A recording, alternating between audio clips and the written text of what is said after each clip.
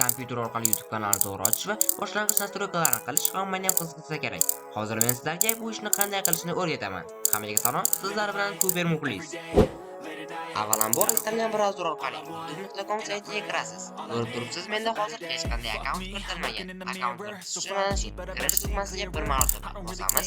Hozir sizdan Google emailingiz so'ralmoqda. Bexato kiritib oling. Men kiritib oldim.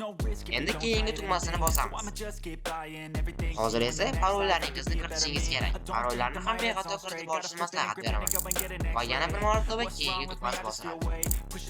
Mana ko'rib turganingizdek siz Google akkauntingiz orqali youtube.com saytidan ro'yxatdan o'tdingiz. Biroq hali kanal ochganingiz yo'q. Kanal ochish uchun mana tugmaga bir marotaba bosasiz va kanal yaratishga yana bir marotaba bosib qo'yasiz.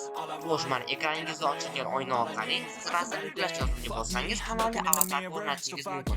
Bu haqida keyinroq gaplashamiz. Mana bu yerdan esa kanalga nom qo'yishingiz mumkin. Men hozir nomni o'rnataman, masalan, Kanal qahramon. Albatta, film menga juda ham yoqadi. Endi esa kanal yaratish tugmasiga bosamiz. Mana ko'rib turganingizdek sizning kanalingiz yaratildi. Endi qiladigan ishingiz kanal uchun banner va targa zakaz berishingiz yoki o'zingiz tayyorlashingiz kerak. Ekrandagi video orqali siz o'zingiz tayyorlashni o'rgana olasiz va bu video albatta sizlarga yoqadi. Maybe elevate, living life every day, late at night.